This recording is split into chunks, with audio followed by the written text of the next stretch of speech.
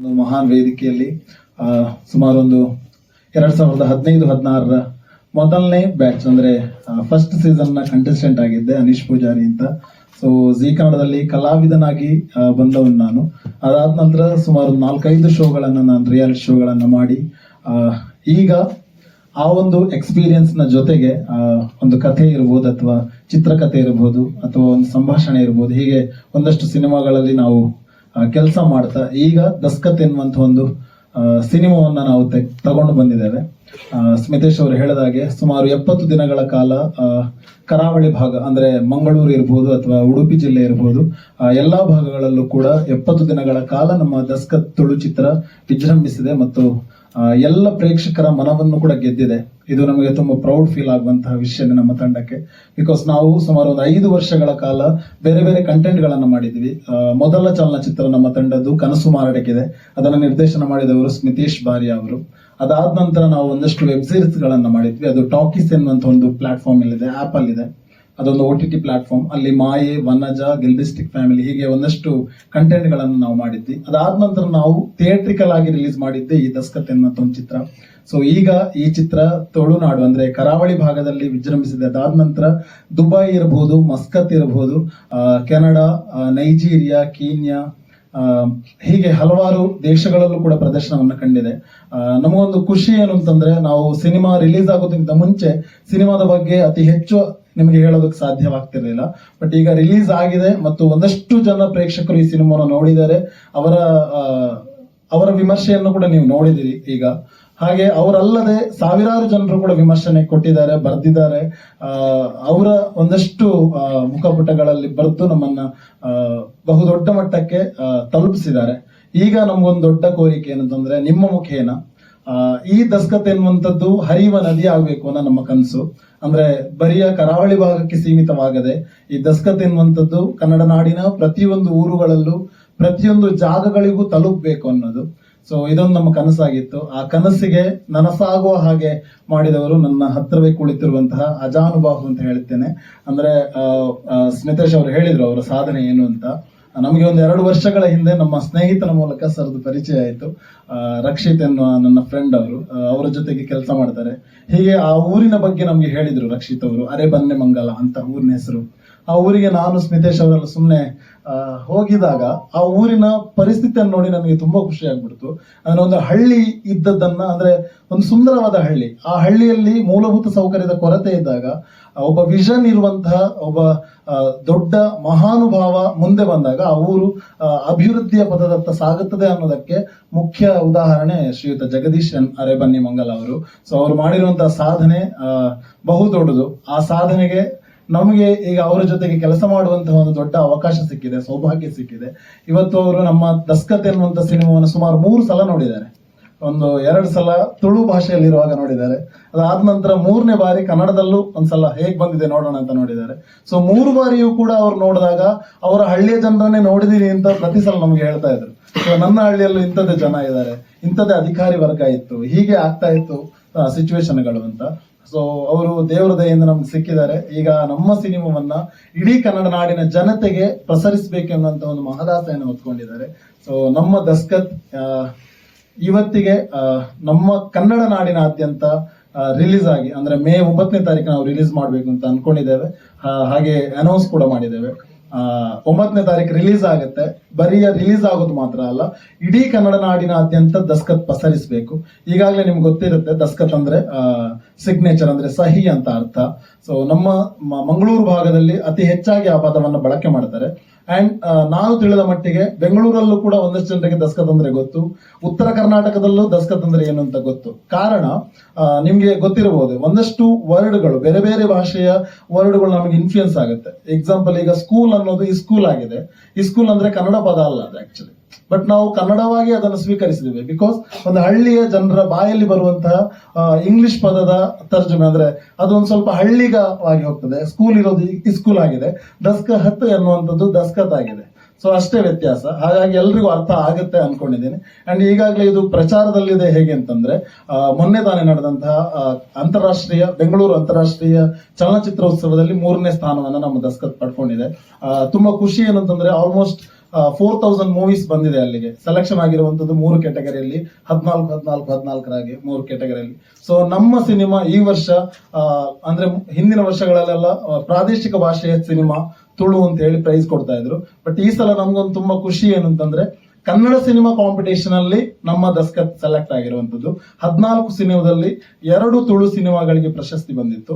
ಮೊದಲ ಪ್ರಶಸ್ತಿ ಬಂದು ಮಿಕ್ಕ ಬಣ್ಣದ ಹಕ್ಕಿ ಅಂತ ನಿಮ್ಗೆಲ್ರಿಗೂ ಗೊತ್ತಿದೆ. ಸೆಕೆಂಡ್ ಪ್ರೈಸ್ ಬಂದು ಪಿದಾಯಿ ಅಂತ, ಅದು ಕೂಡ ತುಳು ಸಿನಿಮಾ. 3ನೇ ಪ್ರೈಸ್ ಬಂದು ದಸ್ಕತ್ ಅಂತ. ಸೊ ನಮ್ಗೊಂದು ತುಂಬಾ ಪ್ರೌಡ್ ಫೀಲ್ ಇದೆ. ಬಿಕಾಸ್ ಜನರಿಗೆ ನಾವು ಖಂಡಿತವಾಗ್ಲೂ ಎಂಟರ್ಟೈನ್ ಮಾಡ್ತೀವಿ. ಅವ್ರು ನೋಡಿದಾಗ ಅವರಿಗೆಲ್ಲೂ ಕೂಡ ಬೇಸರವಾಗದಿರುವಂತಹ, ಎಲ್ರಿಗೂ ಕೂಡ ಮನೋರಂಜನೆಗೆ ಕೊರತೆ ಆಗಿರುವಂತಹ ಒಂದು ಕಥೆಯನ್ನು ಕಟ್ಕೊಟ್ಟಿದ್ದೇವೆ. ಕಂಟೆಂಟು ಇದೆ, ಮನೋರಂಜನೆಯೂ ಇದೆ, ಬದುಕಿನ ಅರಿವು ಇದೆ. ಸೊ ಹಳ್ಳಿಗರ ಬದುಕು, ಸಂಘರ್ಷ, ಸಂಸ್ಕೃತಿಯ ಅನಾವರಣ ಇದೆ. ಎಲ್ಲವನ್ನು ಒಳಗೊಂಡಿರುವಂತಹ ಸಿನಿಮಾವೇ ನಮ್ಮ ದಸ್ಕತ್. ಅಂದ್ರೆ ಇದು ಖಂಡಿತವಾಗ್ಲೂ ಒಪ್ತಾರೆ ಆಡಿಯನ್ಸ್ ಅನ್ನೋದರ. ಬಿಕಾಸ್ ಎಲ್ಲಾ ಕಡೆಗಳಲ್ಲೂ ನೆಲದ ಕಥೆ ಇರುತ್ತೆ, ಬರೀ ಒಂದು ಕಡೆಗೆ ಸೀಮಿತ ಆಗಿರೋದಿಲ್ಲ. ನೆಲದ ಕಥೆ ಅಂದ್ರೆ ಜನಪದೀಯ ನೆಲೆಯ ಕಥೆ ಇರ್ಬೋದು, ಅಥವಾ ಗ್ರಾಮ ಪಂಚಾಯತಿಗೆ ರಿಲೇಟೆಡ್ ಆಗಿರುವ ಕಥೆಗಳಿರ್ಬೋದು, ಗ್ರಾಮೀಣ ಪ್ರದೇಶಕ್ಕೆ ಪರಿಚಯ ಇರಬಹುದು. ಸೊ ಎಲ್ಲಾ ಸಿಟಿಯಲ್ಲಿರುವಂತಹ ವ್ಯಕ್ತಿಗಳು ಕೂಡ ಯಾವುದೋ ಒಂದು ಹಳ್ಳಿಯಿಂದಲೇ ಬಂದಿರ್ತಾರೆ ಮೂಲತಃ. ಸೊ ಅವರಿಗೆ ಖಂಡಿತವಾಗ್ಲೂ ಕನೆಕ್ಟ್ ಆಗುತ್ತೆ ಅನ್ನೋದು. ನನ್ನ ಬಗ್ಗೆ ನಿಮಗೆ ಸಾಕಷ್ಟು ಮಟ್ಟಿಗೆ ಪರಿಚಯ ಮಾಡಿಕೊಟ್ಟಿದ್ದಾರೆ. ನಾನು ಬೆಂಗಳೂರಿನ ಒಂದು ಪಕ್ಕದ ಹಳ್ಳಿಯಲ್ಲಿ ಒಂದು ಗ್ರಾಮ ಪಂಚಾಯತಿ ಅಧ್ಯಕ್ಷ ಆಗಿ ಕೆಲಸ ಮಾಡಿದ್ದೆ. ನನಗೆ ಸುಮಾರು 10-15 ವರ್ಷದಿಂದ ನನಗೆ ಒಂದು ಸಿನಿಮಾ ರಂಗಕ್ಕೆ ಬರಬೇಕು ಅನ್ನೋ ಒಂದು ಅಭಿಲಾಷೆ ಇತ್ತು. ಇಲ್ಲಿ ನಾನು 2012ರಲ್ಲಿ 13ರಲ್ಲಿ ಒಂದ್ಸರಿ ಒಂದು ಸಿನಿಮಾ ಸಾಧನೆ ಅಂತ ಒಂದು ಸಿನಿಮಾ ಮಾಡಿದ್ರು. ಯಾರು ಚಿಕ್ಕಬಳ್ಳಾಪುರ ಒಬ್ಬರು ರೆಡ್ಡಿ ಸರ್ ಅಂತ ಸಿನಿಮಾ ಮಾಡಿದ್ರು. ಅದಕ್ಕೊಂದು ಸ್ವಲ್ಪ ಸಹಕಾರ ಕೊಟ್ಟು ಮಾಡಿದ್ದೆ. ಅದಾದ ನಂತರ ಒಂದು ಬೆಂಗಳೂರಲ್ಲಿ ಒಬ್ಬರು ನೃತ್ಯ ನಿರ್ದೇಶಕರ ಜೊತೆ ಒಂದು ಇದು ಮಾಡಿದೆ, ಏನದು ಡ್ಯಾನ್ಸ್ ಕ್ಲಾಸ್ ಮಾಡಿ ಸರಿ ಒಂದು ಸ್ವಲ್ಪ ದಿವಸ ಅವ್ರ ಜೊತೆ ಇದ್ದು ನನ್ನ ವ್ಯಾಪಾರಕ್ಕೆ ವಾಪಸ್ ಹೋಗಿದೆ. ಇದಾದ ನಂತರ ಈಗ ಇವರು ನಮ್ಮ ಮನೀಶ್ ಅವರು ಹೇಳಿದ ಹಾಗೆ ರಕ್ಷಿತ್ ಅಂತ ನನ್ನ ಜೊತೆ ಒಬ್ಬ ಹುಡುಗ ಕೆಲಸ ಮಾಡ್ತಾನೆ. ಸ್ಟೇಟಸ್ ಅಲ್ಲಿ ಹಾಕಿದ್ದ ಇವರು ಸಿನಿಮಾ ಟೀಸರ್. ನಾನು ಒಂದ್ಸರಿ ನೋಡಿದೆ, ನಾನು ಕೇಳಿದೆ ಯಾರಪ್ಪ ಇಷ್ಟು ಚೆನ್ನಾಗಿ ಅದ್ಭುತ ಮಾಡಿದ್ರು ಈ ಸಿನಿಮಾನ, ಒಂದ್ಸರಿ ಕಸಪ್ಪ ಅವ್ರನ್ನ ಮಾತಾಡ್ಸ್ಬೇಕು ಅಂತ ಕೇಳಿದಾಗ ಅದನ್ನ ನೋಡಿ ಆದ್ಮೇಲೆ ನೆಕ್ಸ್ಟ್ ಹೋಗಿ ಆ ಸಿನಿಮಾ ನೋಡಿದೆ ಒಂದ್ಸರಿ. ನನಗೆ ನಿಜವಾಗ್ಲೂ ತುಳು ಭಾಷೆ ಬರಲ್ಲ, ಬಟ್ ಅವ್ರು ಮಾಡಿದಂತಹ ಸಿನಿಮಾ ಆ ಭಾವನೆ ನಂಗೆ ತುಂಬಾ ಅಟ್ಯಾಚ್ ಆಯ್ತು. ನಾನು ಅವ್ರಿಗೆ ಕೇಳಿದೆ, ಯಾಕೆ ಈ ಸಿನಿಮಾ ನೀವು ಕನ್ನಡದಲ್ಲಿ ಮಾಡೋಕ್ಕೆ ಮುಂಚೆ ಯಾಕೆ ಮಾಡೋದು, ಯಾಕೆ ಸಿನಿಮಾ ಮಾಡಬಾರ್ದು ಅಂತ ಕೇಳಿದಾಗ ಒಂದು ಟ್ರೈ ಮಾಡೋಣ ಸರ್ ಅಂತ ಸ್ಮಿತೇಶ್ ಮತ್ತೆ ಅನೀಶ್ ಇಬ್ರು ಹೇಳಿದ್ರು. ಅದಾದ್ಮೇಲೆ ನಾನು ಸಿನಿಮಾ ನೋಡ್ತಾ ಇದ್ದಂಗೆ ಅದು ಇನ್ನೊಂದ್ಸರಿ ಹೋಗಿ ನೋಡ್ಬೇಕು ಅನಿಸ್ತು. ಹೋಗಿ ನೋಡಿದ್ವಿ. ನಿಜವಾಗ್ಲೂ ಒಂದಿಷ್ಟು ಕರಡಕ್ಕಿತ್ತು ಬರುವಂತಹ ಸನ್ನಿವೇಶಗಳೆಲ್ಲ ತುಂಬಾ ಚೆನ್ನಾಗಿ ತೋರಿಸಿದ್ದಾರೆ ಇವರು. ಏನು ಒಂದು ಗ್ರಾಮ ಪಂಚಾಯತಿಲಿ ಒಬ್ಬ ಅಧಿಕಾರಿ ಸರಿಯಾಗಿ ಅವನ ಜವಾಬ್ದಾರಿನ ನಿರ್ವಹಿಸಲಿಲ್ಲ, ಅವನ ಸ್ವಾರ್ಥಕ್ಕೋಸ್ಕರ ಅವನ್ ಏನಾದ್ರು ಬಳಸ್ಕೊಂಡ ಅಂದಾಗ ಅಲ್ಲಿನ ಜನ ಯಾವ ತರದ ಕಷ್ಟಪಡ್ತಾರೆ ಅನ್ನೋದನ್ನ ತುಂಬಾ ನಾಜೂಕಾಗಿ, ತುಂಬಾ ಸ್ಪಷ್ಟವಾಗಿ, ಜನಕ್ಕೆ ತುಂಬಾ ಅರಿವಾದ ಹಾಗೆ ತುಂಬಾ ಸ್ಪಷ್ಟ ತೋರಿಸಿದ್ದಾರೆ. ಈಗಾಗಲೇ ಅವ್ರು ಹೇಳಿದಾಗೆ ನಾನು ಕೂಡ ಒಂದು ಹಳ್ಳಿಲಿ ಹುಟ್ಟಿ ಬೆಳೆದಂತ ವ್ಯಕ್ತಿ. ನಾನು ಒಂದು ಗ್ರಾಮ ಪಂಚಾಯತಿಲಿ ಸ್ವಾರ್ಥ ಇಲ್ದೇ ಒಂದಷ್ಟು ಜನಕ್ಕೆ ಏನೋ ಒಂದು ಒಳ್ಳೇದು ಮಾಡ್ಬೇಕು ಅಂತ ಹೋಗಿ ನಾನು ಒಂದಷ್ಟು ಅಲ್ಲಿನ ಸಿಚುವೇಶನ್ ಎಲ್ಲ ಅನುಭವಿಸಿ ಬಂದಂತ ವ್ಯಕ್ತಿ ಆಗಿದ್ದರಿಂದ ನನಗೆ ತುಂಬಾ ಚೆನ್ನಾಗಿ ಕನೆಕ್ಟ್ ಆಯ್ತು ಈ ಸಿನಿಮಾ. ಹಾಗಾಗಿ ಹೌದೌದು, ನಾನು ಅಧ್ಯಕ್ಷ ಆಗಿದೆ, ಅದಕ್ಕೆ ಕನೆಕ್ಟ್ ಆಗಿದೆ ನನಗೆ. ಹಾಗಾಗಿ ನೋಡಿದಾದ್ಮೇಲೆ ಈ ಸಿನಿಮಾ ನಮ್ಮ ಕನ್ನಡ ತಗೊಂಬಂದ್ರೆ ಹೇಗಿರುತ್ತೆ ಅಂತ ಕೇಳಿದಾಗ ನಾನು ಅವ್ರಿಗೆ ಸಹಕಾರ ಕೊಟ್ಟು ಕನ್ನಡಕ್ಕೆ ಸಿನಿಮಾ ತಗೊಂಡ್ಬಂದಿದ್ವಿ. ಹತ್ರ ಬಂತು ಈ ತರ ಡಿಸ್ಟ್ರಿಬ್ಯೂಷನ್ ಮಾಡಬೇಕು, ಕನ್ನಡದಲ್ಲಿ ಸಿನಿಮಾ ತಗೊಂಡ್ಬರ್ಬೇಕು ಅಂದಾಗ ನಾನು ಒಂದ್ಸತಿ ಸಿನಿಮಾ ನೋಡ್ಬೇಕು ಕನ್ನಡದಲ್ಲಿ ಅಂದ್ರೆ ಅದ್ರದ್ದು ಒಂದು ಶೋನ ನನ್ಗೆ ಆರ್ಗನೈಸ್ ಮಾಡಿ ತೋರಿಸಿದ್ರು. ಅದು ನೋಡಿದಾಗ ನನ್ಗನ್ಸಿದ್ದು ಅದು ಬರೀ ಕನ್ನಡ ಕಂಟೆಂಟ್ ಅಂತ ಅಲ್ಲ, ತುಳು ಕಂಟೆಂಟ್ ಅಂತಲ್ಲ. ಆ ಕಂಟೆಂಟ್ ಇಡೀ ಇಂಡಿಯಾ ಮತ್ತೆ ಇಂಟರ್ನ್ಯಾಷನಲ್ ಲೆವೆಲ್ ಅಲ್ಲಿ ನೋಡುವಂತ ಕಂಟೆಂಟ್. ನಮ್ಮ ಕರಾವಳಿ ಪ್ರದೇಶದ ಭಾಷೆ ಆಗಿರೋದ್ರಿಂದ ಆ ದಸ್ಕತ್ ಅನ್ನೋ ಹೆಸರಿಟ್ಟಿದ್ದಾರೆ. ಬಿಟ್ರೆ ಒಂದು ಹಳ್ಳಿನಲ್ಲಿ ಒಂದು ಸಹಿಗೆ ಎಷ್ಟು ಇಂಪಾರ್ಟೆನ್ಸ್ ಇದೆ ಅಂದ್ರೆ ಆ ದಸ್ಕತ್ಗೆ ಎಷ್ಟು ಇಂಪಾರ್ಟೆನ್ಸ್ ಇದೆ, ಅದರಿಂದ ಎಷ್ಟು ಕರಪ್ಟ್ ಆಗಿರ್ತಾರೆ, ಮತ್ತೆ ಜನ ಅದರಿಂದ ಎಷ್ಟು ನೋವುಗಳನ್ನ ಅನುಭವಿಸ್ತಾರೆ. ಎಷ್ಟು ಚಿಕ್ಕ ಟಾಪಿಕ್ ಅದು, ಬಟ್ ಅದನ್ನ ಅಷ್ಟು ದೊಡ್ಡ ಆಂಗಲ್ ಅಲ್ಲಿ ಥಿಂಕ್ ಮಾಡಿರೋದೇ ದೊಡ್ಡ ವಿಷಯ. ಆಮೇಲೆ ಅದು ಕನ್ನಡಕ್ಕೆ ಬರಬೇಕು, ಇಡೀ ಕರ್ನಾಟಕದಾದ್ಯಂತ ಎಲ್ಲರೂ ನೋಡ್ಬೇಕು ಅನ್ನೋದು ಈ ಟೀಮ್ದು ಆಸೆ ಇತ್ತು. ಅದ್ರ ಪ್ರಕಾರ ಅವ್ರು ಮಾಡಿದ್ದಾರೆ, ತುಂಬಾ ಸೊಗಸಾಗೆ ಮಾಡಿದ್ದಾರೆ. ಎಲ್ಲೂ ನಿಮ್ಗೆ ಅದು ತುಳುವಿಂದ ಕನ್ನಡಕ್ಕೆ ಡಬ್ ಆಗಿದೆ ಅಂತ ಅನ್ಸಲ್ಲ. ಆಮೇಲೆ ಜಗದೀಶ್ ಸರ್ ಕೇಳ್ದಂಗೆ ಹೆಂಗೆ ಅಕ್ಸೆಪ್ಟ್ ಮಾಡ್ತಾರೆ ಜನ ಅಂತ. ಕಾಂತಾರನ ಹೆಂಗೆ ಅಕ್ಸೆಪ್ಟ್ ಮಾಡಿದ್ರು ಅದೇ ತರ ಅಕ್ಸೆಪ್ಟ್ ಮಾಡ್ತಾರೆ. ಯಾಕಂದ್ರೆ ಕಾಂತಾರಲ್ಲಿ ಇದ್ದಂತ ಭಾಷೆನೇ ಉಪಯೋಗ ಆಗಿರೋದು ಈ ಫಿಲಮ್. ಅಂದ್ರೆ ಕರಾವಳಿ ಪ್ರದೇಶದ ಕನ್ನಡ ಭಾಷೆನೇ ಯೂಸ್ ಆಗಿರೋದು. ಅದಾದ್ಮೇಲೆ ಏನ್ ಅನ್ಸ್ತು ನನಗೆ ಅಂದ್ರೆ, ಅದರಲ್ಲಿ ನಟನೆ ಮಾಡಿರೋರು ಇದಾರಲ್ಲ ಅವರೆಲ್ಲ ಎಷ್ಟು ನೈಜವಾಗಿ ಮಾಡಿದ್ದಾರೆ ಅಂದ್ರೆ ತುಂಬಾ ಚೆನ್ನಾಗಿ ಮಾಡಿದ್ದಾರೆ. ಪ್ಲಸ್ ಆ ಸಿನಿಮಾ ನೋಡಾದ್ಮೇಲೆ ನಾನು ಜಗದೀಶ್ ಸರ್, ನಮ್ಮ ಕನ್ನಡ ಸಿನಿಮಾ ಪ್ರೊಡ್ಯೂಸರ್ ಜಗದೀಶ್ ಅವರು ಸಿನಿಮಾ ಮುಗಿದ ತಕ್ಷಣ ಕೇಳಿದ್ರು ಹೇಗನ್ಸ್ತು ಅಂತ. ನಾನು ಅವ್ರನ್ನ ಫಸ್ಟ್ ಕಂಗ್ರಾಚುಲೇಟ್ ಮಾಡಿದೆ. ಇಂಥ ಒಂದು ಸಿನಿಮಾನ ಕನ್ನಡಕ್ಕೆ ತಗೊಂಡ್ಬಂದ್ರಲ್ಲ ನೀವು, ಅದೇ ದೊಡ್ಡ ವಿಷಯ. ಯಾಕಂದ್ರೆ ಜನಕ್ಕೆ ಅವಕಾಶಗಳು ಸಿಗುತ್ತೆ ಅಂತ. ಆಮೇಲೆ ಎಷ್ಟೋ ಜನ ತುಳು ಭಾಷೆ ಮಾತಾಡೋಂಥವ್ರನ್ನ ಇಲ್ಲಿ ಬೆಂಗಳೂರಲ್ಲಿ ಸಿಕ್ಕಿದವ್ರನ್ನ ಕೇಳಿದಾಗ ಅವ್ರು ನೋಡಿಲ್ಲ. So they are also eager to watch ಅಂತ ಅನ್ಸ್ತು.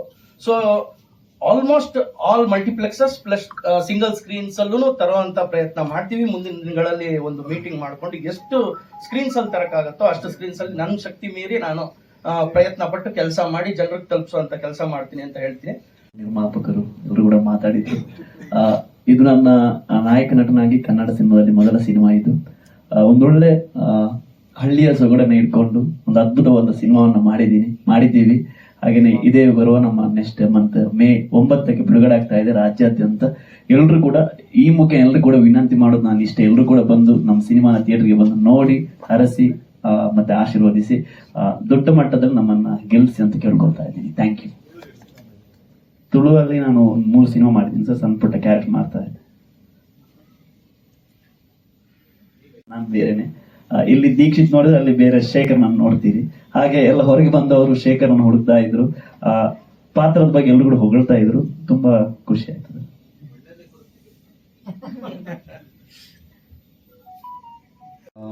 ಇದು ನಂದು ಕೂಡ actually debut movie music direction ಇದರಲ್ಲಿ. ಸೊ ಈ ಸ್ಟಾರ್ಟ್ ಮಾಡ್ಲಿಕ್ಕೆ ಮುಂಚೆ ನಾನು ಆಡಿಯೋ ಇಂಜಿನಿಯರಿಂಗ್ ಮಾಡ್ತಿದ್ದೆ ಮುಂಬೈಯಲ್ಲಿ. ಆ ಟೈಮಲ್ಲಿ ನಂಗೆ ಅನೀಶ್ ಅಣ್ಣ ಆಕ್ಚುಲಿ ಇದ್ರ ಬಗ್ಗೆ ಹೇಳಿದ್ರು, ಒಂದು ಮೂವಿ ಇದೆ ಮಾಡ್ಬೇಕಾಗ್ಬೋದು ಅಂತ ಹೇಳಿ. ಸೊ ಆ ಟೈಮಲ್ಲಿ ನಾನು ಅಂದ್ರೆ ಕಾನ್ಫಿಡೆನ್ಸ್ ಇರ್ಲಿಲ್ಲ ಇಷ್ಟು ದೊಡ್ಡ ಫುಲ್ ಫೀಚರ್ಡ್ ಮೂವಿಯನ್ನು ಮಾಡ್ಲಿಕ್ಕೆ ನನ್ನಿಂದ ಆಗ್ಬೋದು ಅಂತ ಹೇಳಿ. ಬಟ್ ಅವರ ಒಂದು ಕಾನ್ಫಿಡೆನ್ಸ್ ಮತ್ತೆ ಈ Daskat team, first of all ಅದ್ಭುತವಾದ ಟೀಮ್, ಅವರಿಂದ ಕೂಡ ನಂಗೆ ಆಕ್ಚುಲಿ ಒಳ್ಳೆ ಕಾನ್ಫಿಡೆನ್ಸ್ ಸಿಕ್ತು.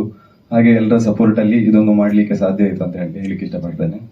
So thank you so much Anish. Thank you. Main ಆಗಿ ಇದರಲ್ಲಿ 3 ಸಾಂಗ್ಸ್ ಇದೆ. ಒಂದು ಥೀಮ್ ಸಾಂಗ್, ಹಂಗೆ 2 ಸಾಂಗ್ಸ್ ಇದೆ. ಬಟ್ ಸಣ್ಣ ಪುಟ್ಟ ಬಿಟ್ ಸಾಂಗ್ಸ್ ಕೂಡ ಮತ್ತು 2 ಇದೆ ಇದರಲ್ಲಿ.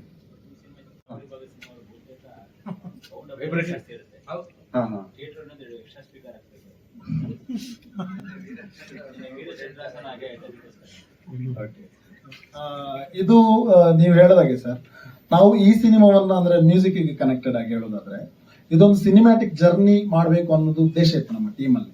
ಅಂದ್ರೆ ಮೇನ್ ಆಗಿ ಒಂದು ಕ್ಯಾಮ್ರಾಮ್ಯಾನ್ ಅಂದ್ರೆ DOP ಅಂದ್ರೆ ನಮ್ಮ ಸಂತೋಷ್ ಆಚಾರ್ಯ ಗುಂಪಲಾಜೆ ಅಂತ, ಅವರ ಸಿನಿಮ್ಯಾಟಿಕ್ ವೇ ತುಂಬಾ ಕನೆಕ್ಟ್ ಆಗುತ್ತೆ ಇಲ್ಲಿ. ದೆನ್ ಎಡಿಟರ್ ಆಗಿ ಗಣೇಶ್ ನಿರ್ಚಲ್ ಅಂತ, ಅವರ ಕಟ್ಟಿಂಗ್ ಕೂಡ ತುಂಬಾ ಸೊಗಸಾಗಿ ಮಾಡಿದ್ದಾರೆ. ಅಂಡ್ ಮ್ಯೂಸಿಕ್ ಗೆ ಬಂದಾಗ ಅವ್ರು ಹೇಳಿದ್ರು ನೋಡಿ, ಫಸ್ಟ್ ಅವ್ರಿಗೆ ಕಾನ್ಫಿಡೆನ್ಸ್ ಇರಲಿಲ್ಲ, ಬಟ್ ನಮಗೆ ಕಾನ್ಫಿಡೆನ್ಸ್ ಇತ್ತು ನಮ್ಮ ಟೀಮ್ಗೆ. ಬಿಕಾಸ್ ಅವರು ಅಷ್ಟು ಪಾಂಡಿತ್ಯ ಹೊಂದಿದ್ದಾರೆ ಸಂಗೀತದಲ್ಲಿ.